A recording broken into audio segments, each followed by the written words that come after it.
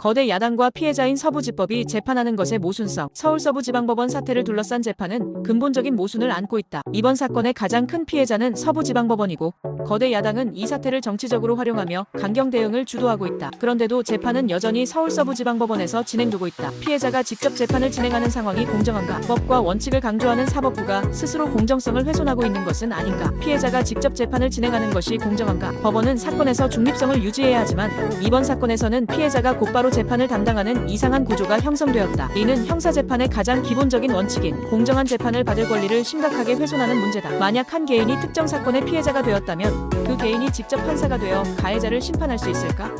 당연히 불가능하다. 그런데도 서부지방법원은 자신이 직접 피해를 입은 사건을 스스로 판단하겠다고 나서고 있다. 이미 선입견이 개입될 수밖에 없는 상황에서 과연 이 재판이 공정하게 진행될 것이라고 믿을 수 있겠는가? 거대 야당이 재판을 정치적으로 이용하는 현실. 거대 야당은 이번 사건을 자신들의 정치적 이익을 위해 적극적으로 활용하고 있다. 특히 야당과 친야 성향 언론은 서부지법 사태를 폭도들의 난동으로 규정하며 강경 대응을 촉구했다. 이런 상황에서 사법부는 경찰과 검찰의 무리한 구속 수사를 그대로 받아들이면서 거대 야당의 입맛에 맞는 재판을 진행하려 하고 있다. 서부지법이 이 사건의 재판을 담당한다는 것은 결국 거대 야당의 시각에서 이번 사건을 바라보겠다는 의미와 다름없다. 과연 이렇게 정치적 외압이 심한 상태에서 재판이 공정하게 이루어질 수 있을까? 이미 법원은 이 사건에 대해 강한 피해의식을 가지고 있는 상황이며 그로 인해 판결이 객관성을 잃을 가능성이 높다. 법원의 중립성이 무너진다면 법치주의도 무너진다. 사법부가 특정 정치 세력과 결탁하거나 피해자로서 감정을 개입시킨다면 이는 법치주의의 근간을 흔드는 심각한 문제다. 법원은 국민으로부터 신뢰를 받아야 하는 기관이다. 그러나 이번 사건에서 법원이 직접 피해자가 되어 재판을 진행한다면 국민은 이 판결을 신뢰할 수 있을까? 공정한 재판을 위해서는 재판 관할 변경이 필수적이다. 서울서부지방법원이 아닌